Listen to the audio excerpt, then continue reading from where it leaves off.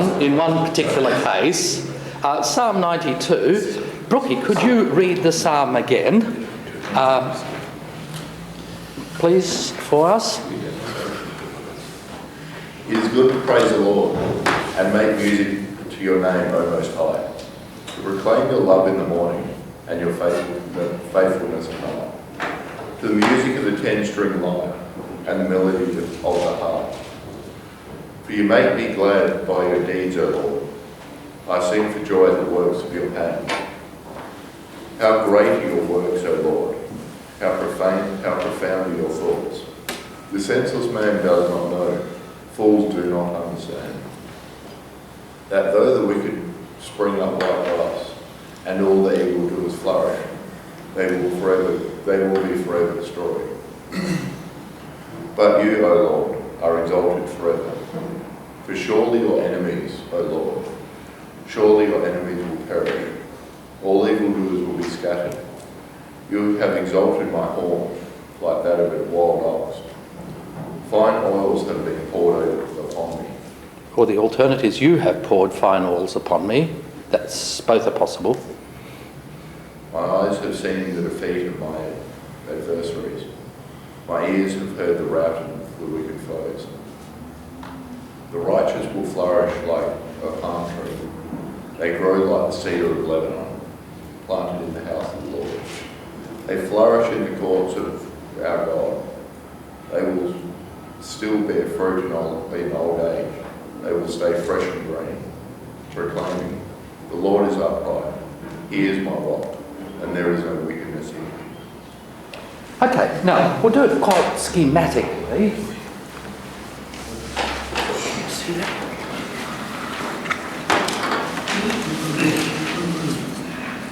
I think I've given you this. Have you all got copies of this so you can fill it in? Let's start off where the psalm starts off, not with imagery for God, but what's the tracking of imagery for the psalmist? Okay, Greg, tell me what the picture that's used for the psalmist in verses 1 to 4. What is the psalmist envisaged as?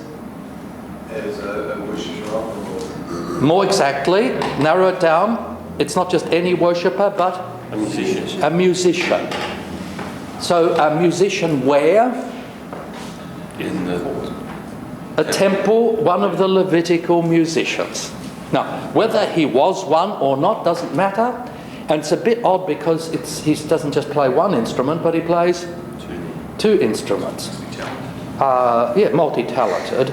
Now, you need to know that the musicians were always singers. So, you know, it's not just playing a musical instrument or singing, but singing and playing musical instruments in the ancient world always go together. Okay? So, you start off with the first picture, the psalmist as a musician and singer. Singing about what? Singing praises to God, and in the morning and in the evening. What does that refer to quite concretely? And always with imagery, you go from, with any word you can take it the most literal through to the most abstract. When you want to understand poetry, which level do you go always to? The most concrete. Okay? Morning and evening, what does that refer to? Sacrifice of the temple. The sacrifice of the temple, the morning sacrifice, the evening sacrifice, and the song of praise was sung during the offering of the morning and evening sacrifice. So morning and evening service of prayer and praise. That's the picture. Very conventional, and quite obvious the psalmist is a musician. Okay? On its most obvious level. Let's go to verse. That picture then is put up front and then it goes back. And the next time we come across the psalmist, and a picture for the psalmist, is in verse 10a. Andrew, can you read just the whole of verse 10? You have exalted my horn like that of a wild ox. Fine oils have been poured upon me. Now you get two pictures there, Andrew. Do you get them? The psalmist is compared first of all to what? A wild ox. And a wild ox with what? Horns. Great big horns. So you got that picture? So a wild ox, not a domesticated bull, but a wild bull with great big horns. Get that picture in your mind? Secondly, fine oil has been poured on there. What's the picture here? What kind of oil? Now, is this sump oil? Diesel? No, it's anointing oil. It's an oil for anointing, which is in the ancient world. What's the most modern equivalent to that, most literally? No. In secular terms, you've got to get it. Well, it's not chrism. What is our modern equivalent to anointing oil? Now, anointing oil was in the ancient world had a very fine olive oil base with perfume attached as for a holder for perfume. So, what's our modern equivalent? Perfume. And instead of oil as the base, we use alcohol as the base. What a waste. Oh, sorry? What a waste. Well, depends. You've shown your hand here. Okay, so what is the psalmist compared to?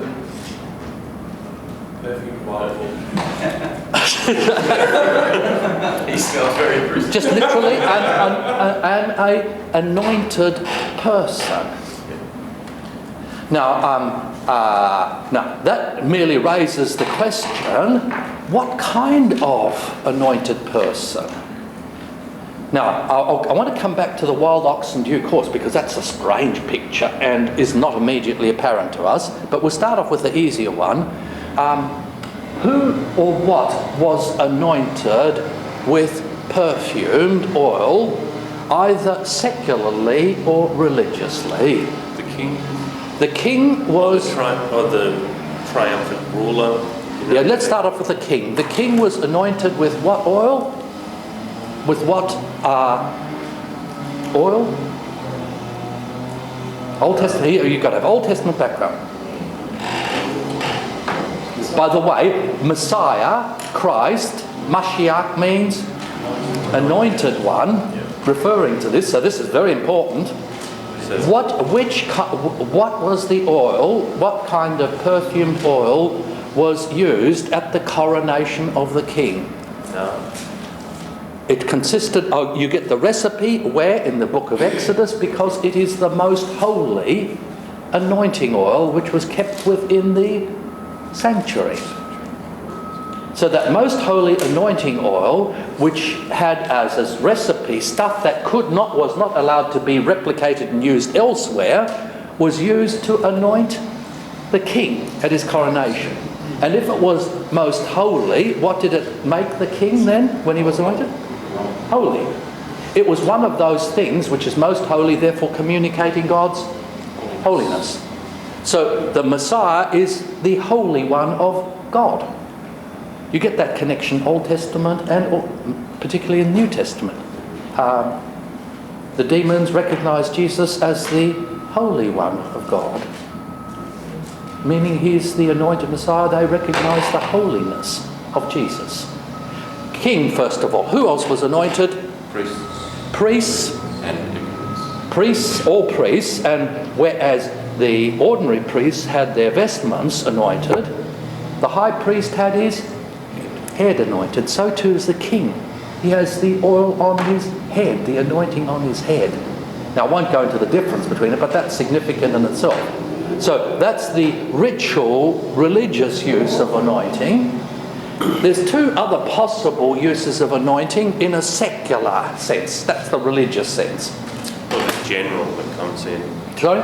The general that comes, the triumphant general. No, not in Israel. There's some cases in some societies where that was the case. And that was basically having to do with deification. very much similar to giving them kingly status. Yep. The washing of the bridegroom. Righto. The bridegroom was, no, not the bridegroom, the bride was anointed before her wedding. You still have that in the Orient. And I mean, every woman when she gets married puts perfume on. Okay? Anointing. Bride? Succession. Oh, No. Burial. Burial, First that was a later custom. Cleansing, purification, no, it was just olive oil by itself then. Oh, There's- babies were Rubbed with oil but not anointed. There were two other cases of anointing, just to, and you can look at, how would you find this out? You'd get your concordance and you'd look up anoint and you'd find out who or what's anointed. Prophet and priest. Sometimes a prophet was anointed, yes. Priests were anointed. Kings and priests, that's the regular one. Then if you invited somebody to your house, what would you do? well, wash their feet. You would wash their feet when they came because society, and you would give anoint them, their head with you would anoint them. Remember Psalm 23? You anoint my head with oil, my cup runs over. Has a double sense. And which kind of guests would you not just wash their feet, but you would anoint when you invited them to a banquet or feast? Important people, okay? And it was a mark of distinction. You were treating them as royalty. No? You're giving the VIP treatment. So there's other possibilities, but there's three options here. Now, in which of these three applies here? Is the psalmist like anointed by God as king, or priest, or guest? Bride doesn't quite fit because there's no marriage here. Burial doesn't fit because there's no funeral. So we're reduced to those three options. Now, can I stop here? If you have three options like that, do you have to choose between them? But what's the limit then to interpret the image? You ask the question, is it possible that all three senses make sense within this psalm and its picture? So we'll have to come back to this at the end to see which is the dominant force of this metaphor. Now, the wild bull, horns, you've exalted my horns like wild bull. There's two pictures here which are not just important for Israel and not just common sense pictures, but are stock images from the ancient world. First of all, bull. Let's start off there. What is significant about a bull? Strength. And usually the strength of a bull, if you want to pick a good bull for breeding, the bigger the horns, the greater the fertility. Right? So virility, strength, horns. Alpha significance. Alpha. Significance. Therefore, what? Come That on. is Within. the alpha. Okay. Within the. Okay. The bull's going to be in what? The herd. A herd. A herd. And how many bulls are going to be in the herd? One. Now, what is the bull? It's the protector and the... He's the king of the a herd. This is royal imagery. Okay? Just as the lion is the king of the wild beasts, the ram is the king of the flock, the bull is the king of the herd, which is always royal imagery in the ancient world. Now, okay, you get so it's royal imagery you have here. Can you see the way it works? So you ask, what's significant about a bull? The bull is the head of the herd, the king of the herd. What's significant about horns? Strength. Now, if you exalt my horn, what's the image here? Exalted. You accentuate it by exalting horn. If I have a little horn and my horn's exalted, what does it mean? It'll be bigger. It grows big. Okay, you get the basic picture? So exalting my horn, giving me big horns. Which means what? Virility. Virility, Strength. that's things, but basically strength, power. Now, there's another dimension to this. Well, the Baal Wild worship. too. Wild, yeah, okay, and it's not tamed. We could go down that line, but king. this, yeah, and this means that it's not just king of a domesticated herd, but of others, and therefore the enemies. So here you have a bull. This person is not only king of the nice people, the righteous, but also of the unrighteous. Okay? One last dimension, and you wouldn't get this unless you know iconography. Can I tell you about one of the most wonderful books in the Psalms, which I'll bring one of these times, is Oth Michael, the symbolism of the biblical Psalms. Now, if I'm looking at a psalm like this, I go to Oth Michael and look up this verse and say, is there anything special about wild bull's horns? And what you'll find out there is that in pictures, engravings, pictures that you find in the ancient world, you quite often get two figures that look identical. One figure will be an animal or a person with horns, and then you'll have another animal or person without horns. What does the horns indicate? In terms of symbolism, iconography? There's male, female. Okay, it is Superiority. Dominance. bigger than that. It's more significant. Domination. More than that. It's theological. Oh, God. It denotes divinity. It's either divinity, you're dealing with a divine being, or somebody who has divine power. So it has to do with divine power. Just as if you see a person or being in iconography with wings, it indicates supernatural status. So this is stock imagery. You see somebody with horns, it means that they are given divine status and power. So God's power. And if it's a wild bull, it's power over the wild animals. Now, who are the wild animals? Okay, can you see the way the picture is unfolding there? Okay, next picture. Verse 11. Please, Wing. Just read the verse and... Verse 11. My eyes have seen the downfall of my enemies. My ears have heard the doom of my evil assailants. Now, what's the, at least in that translation, what's the picture here of the psalmist? Prophetic. Just a Wing, first of all. What's the picture that's used for the psalmist? Victorious. He sees and hears. So it's like a... What is the psalmist compared to? Enemies? What's the imagery? What sphere? Anybody? You talk about enemies, you're thinking in terms of what kind of... Military war. Military war. Okay? And so what is the person here? Conquering general. Is a soldier. It needn't be a general. It could be a general. But a soldier in an army. He's done recon, so he's heard it and he's seen. Sorry, what? He's done reconnaissance, so he's heard it and he's seen his enemies. He knows what the threat is.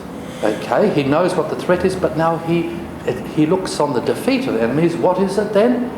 He is a spectator who sees what?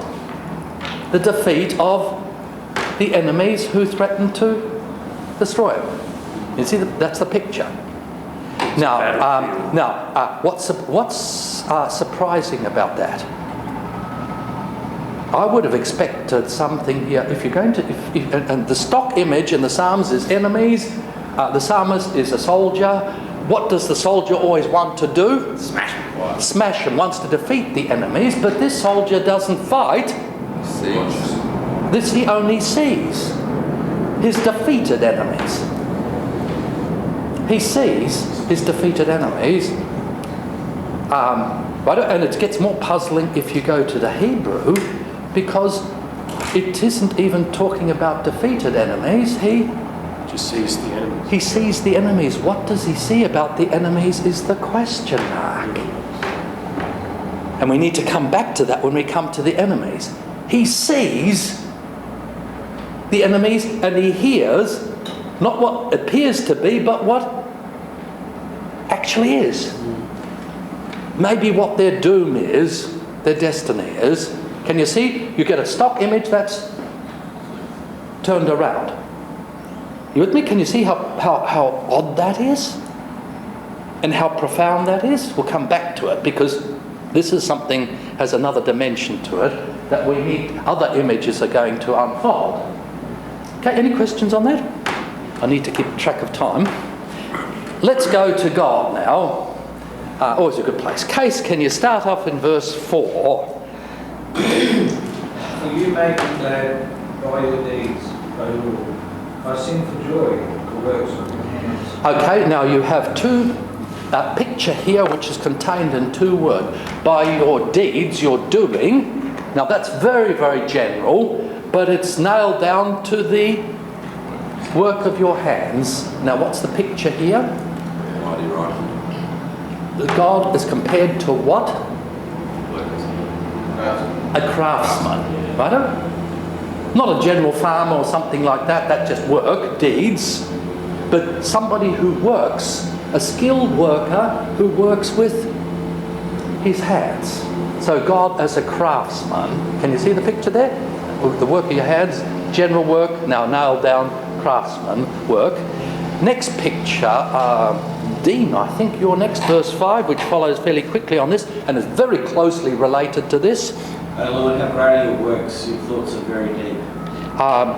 Yes, how great are your works, your thoughts or your plans. It's sometimes even your imagination is very, very deep. What's God compared to here? Somebody who can do, who not only does beautiful craftsmanship, but that beautiful craftsmanship reveals what?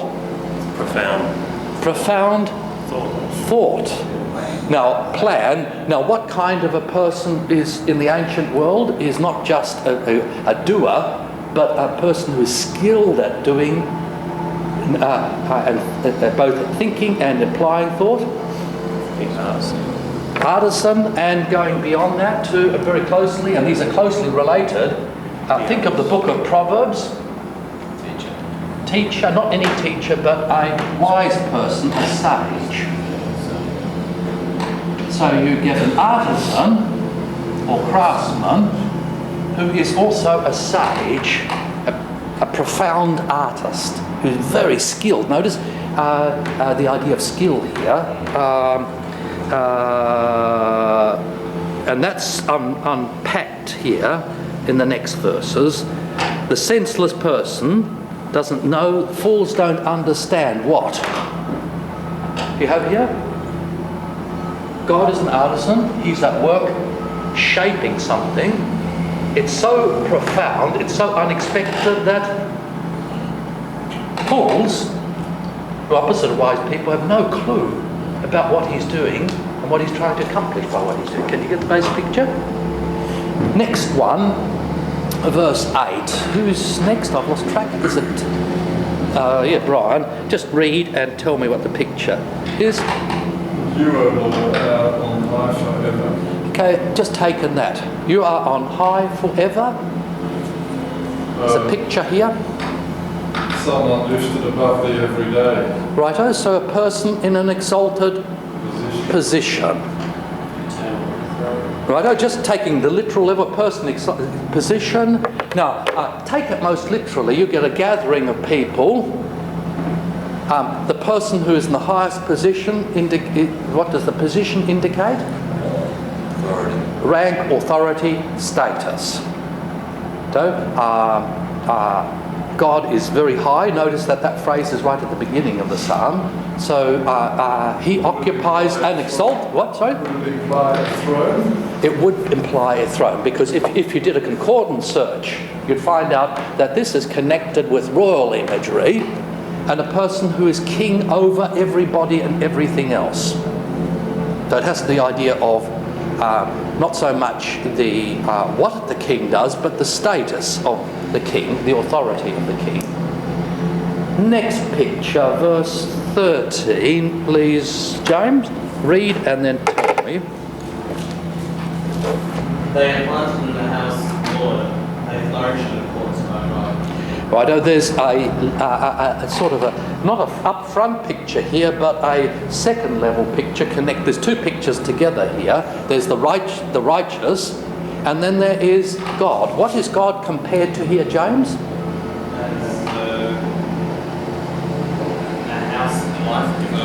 Okay, so he is, if you talk about the house of the Lord, so God is what? What? Life screen. No, you're going another. What is the picture here? It's his house. It's his house, therefore he is the house owner. He is the householder. And what kind of a house is it? It's a palace. It's a palace. So, the house of the Lord is the palace. The house, palace, Lord, and then you have this is surrounded by what kind of things? Palms and cedars. Now this is going to be very significant. So there is what around the palace? Gardens. A garden. And it's not a garden to produce fruit, but a garden for pleasure, enjoyment. It's a pleasure garden. Now, these two trees are very significant. So God as a king in a palace. Lastly, verse 15, Brookie, can you read it? A very easy picture. The Lord is upright. He is my rock, and there is no weakness. What's God compared to here? It's compared to an unmovable rock. A what kind of rock? Compared to a rock which is therefore unmovable. It's unmovable and it is upright. It is not a crooked rock, but it is a straight rock. And therefore a strong rock. A crooked rock is going to break, a straight rock is strong. Okay, they're the pictures for God. Notice the sequencing. It moves from God the craftsman to the sage to the king, and then the one who is in a palace surrounded by trees. I know that's the sequence of pictures. Now, the house of the Lord, you need to know, is always Old Testament? Temple, okay? So it's temple imagery again that we get here. The next set of images are about the wicked.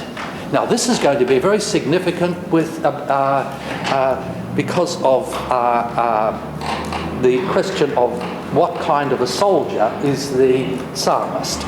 Who's next, please? Stephen, can you tell me what the picture of the of the wicked is in verse 7? That through the wicked, No, not... the wicked, read that again. Yeah, verse 6 and 7, just to get the full sense. Okay.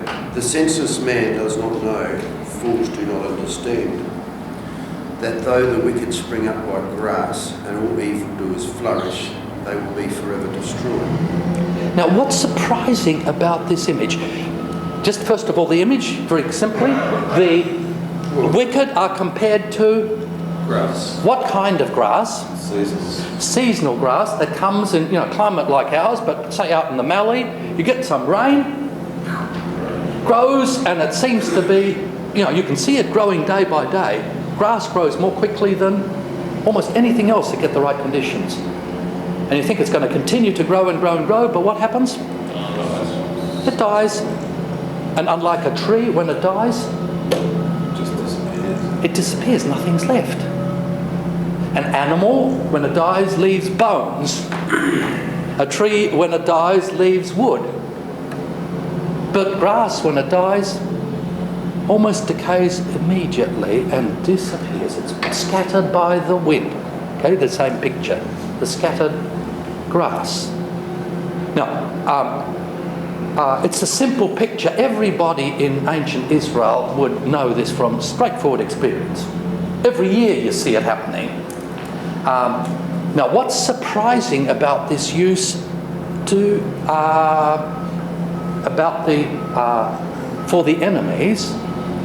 And how does this connect with God's handiwork, skill? What's surprising? What would be the expected image? I've got enemies. Therefore, what would you expect God to do? Yeah, smite them, kill them. That's the expected image. But what happens? He's going to let them rise up and flourish. He's going to let them rise and flourish so that they Destroyed. be destroyed. He lets them flourish in order to... Well, does he destroy them? That's the question. Yeah. Within their own flourishing is their destruction. Now, what's so amazing about this? Okay, the dominant popular theology that runs through all religions is that God is going to do what about evil? Destroy it. And destroy it directly by tackling it head on. The picture here is that God does what? It lets it destroy itself. Now that takes some skill, and that's to manage that. Is the image destroy itself, or in the natural course of things it will be destroyed? It will be destroyed. They will be forever come to an end, perish. The word perish is used there elsewhere. Which verse is that? 9. Okay, that's the qualifying one. They're destroyed. How are they destroyed? They perish. They decay. God uses death to undo the enemies. How does he deal with sin? The wages of sin is death. The perishing there. Notice lots left unexplained. Now, what I would want to do is, this is where questions start. Now, how does this happen? But this is just put there as a kind of a riddle. You've got to meditate on it, and there's no easy answers here. Can you see? Next set of pictures, we get verse 11, then fairly straightforward, Harry. My eyes have seen the defeat of my adversaries. My ears have heard the rout of my wicked foes. Well, let's get rid of defeat and rout. Okay. If you take it, the way it's translated there is that the enemies are a defeated army. But if you take away that, then what?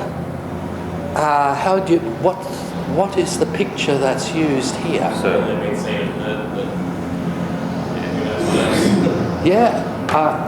If you like, what the psalmist does is foresees the destiny of his enemies. The enemies seem to be powerful green grass, but what does God enable him to see and hear? They're perishing. So it changes his vision of his enemies. From the enemy as attacking me, threatening to destroy me, I've got no hope, to seeing the same picture turned around, and what do I see when I look at the enemies? Grass. They look like a rock, but they are actually grass, flourishing, powerful, but what will happen? They'll perish. Can you see? There's something very profound going on here in terms of the imagery. Any questions on that? Yes? It's interesting that the two terms, enemies and evil ones, yes, that sort of signifies that it's not just a physical enemy, but it's the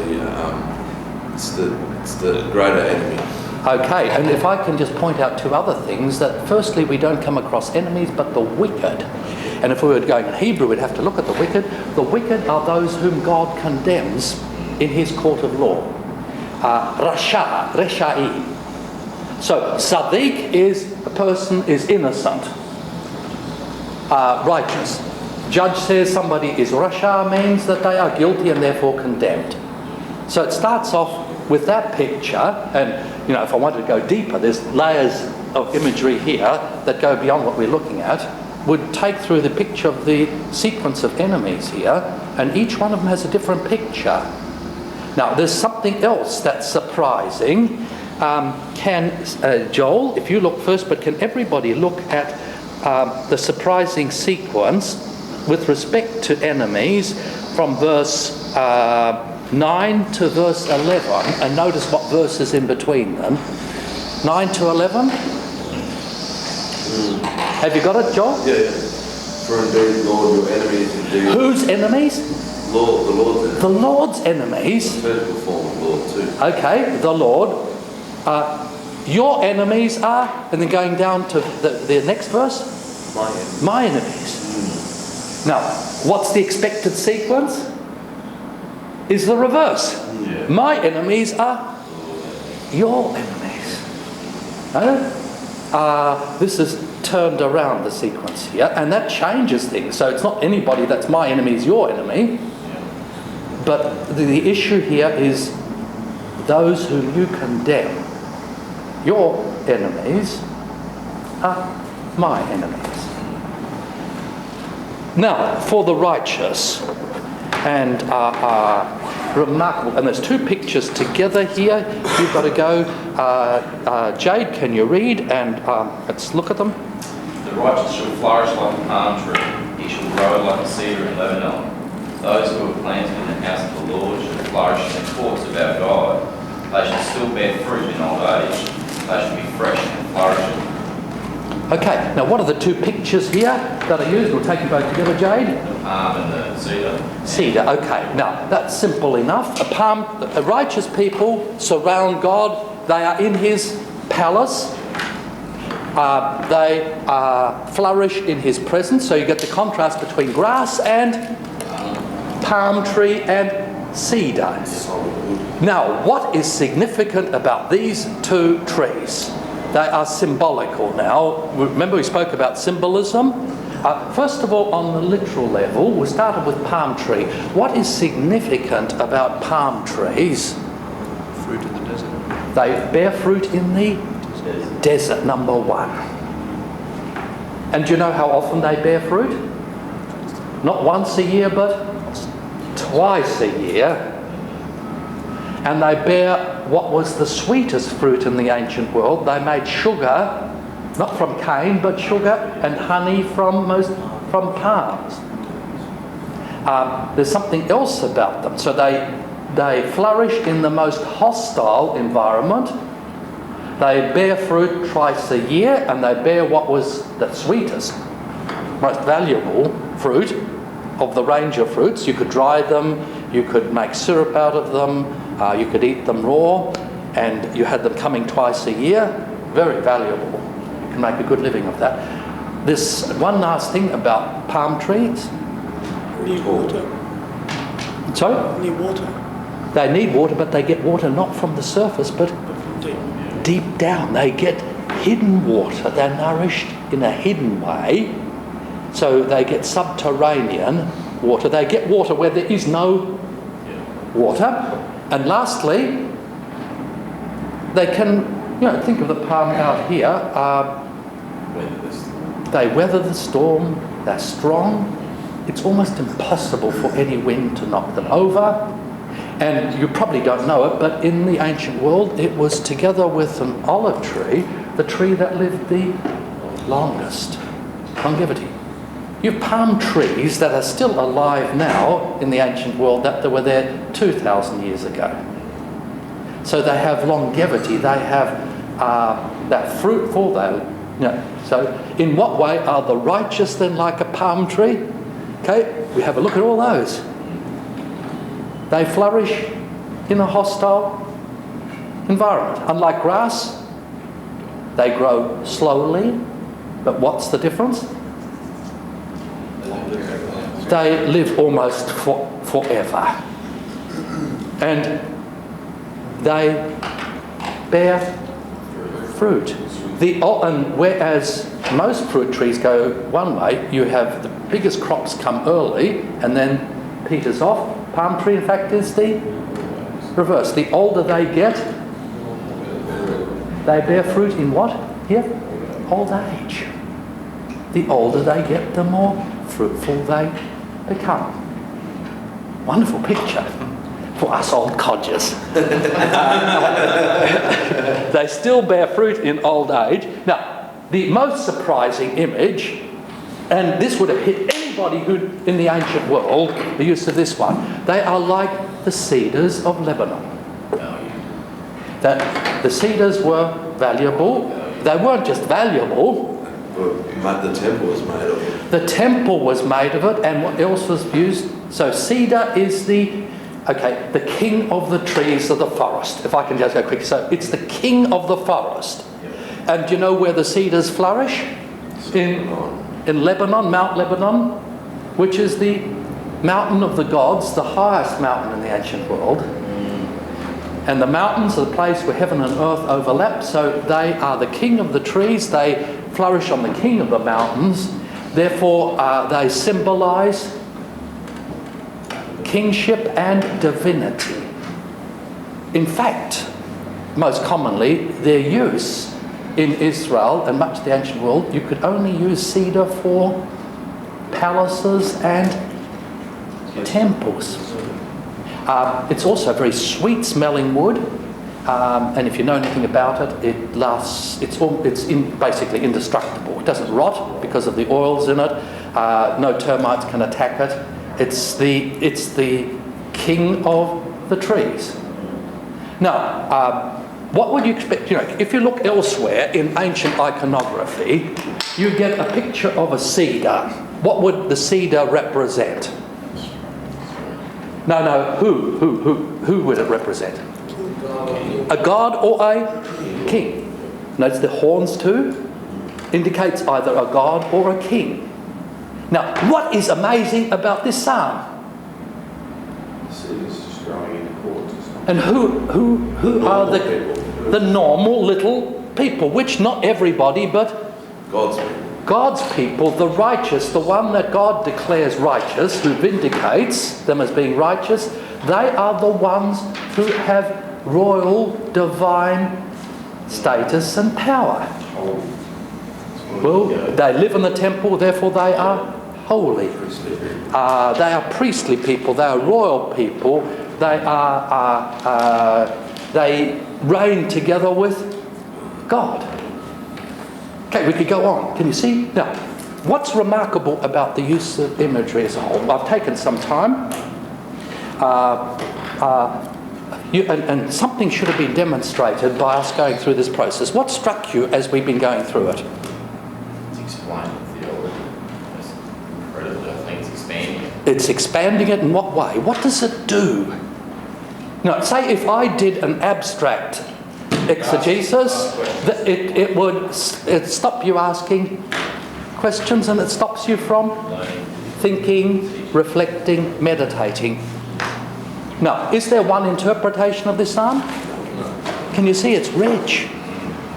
I could go on and look more closely at each detail, the sequencing of images, which we haven't had time to do, the dominant, the less dominant, and see how they all interact. And all of this would add other dimensions and get you thinking in different directions. Now, what this imagery does is takes cliche thinking and does what to it? Turns it upside down. And opens up whole new dimensions to understanding. Now, it takes a cliche like the enemies of God and gives a new understanding of this. It takes cliches about kingship and applies where it doesn't apply. Ordinary people, etc. It takes a cliche like horns and puts the horns on who? Not on everybody being a cuckold. Priests. Not just priests. The righteous people, and that includes men and women. We all have horns, if you can see that way. We all have a royal status. Now, if you want to, you can, and this is a voluntary exercise, If you want to develop some skill in working imagery, you could look at Psalm 16, and we're not going to do it in class, and just map down for me this kind of thing, which I've done here, which I haven't got time to do. Who or what is God compared to? Nobody else, not the psalmist, no other thing, but just to think about God from Psalm 16, and you can hand it in and I'll mark it. You don't have to do it, it's just a voluntary exercise if you wish to do it. And if you wish to do it, you can do it for next week, in preparation then for the larger exercise in Psalm 91, which is a bit more complex than that. Any questions on that? Which psalm will we be looking at on Friday? Oh yes, thank you, Hannah, very much. We're going to deal with structure, and if you want to prepare for that, it's at the back of that handout that I've given you. Psalm 6. Psalm 6.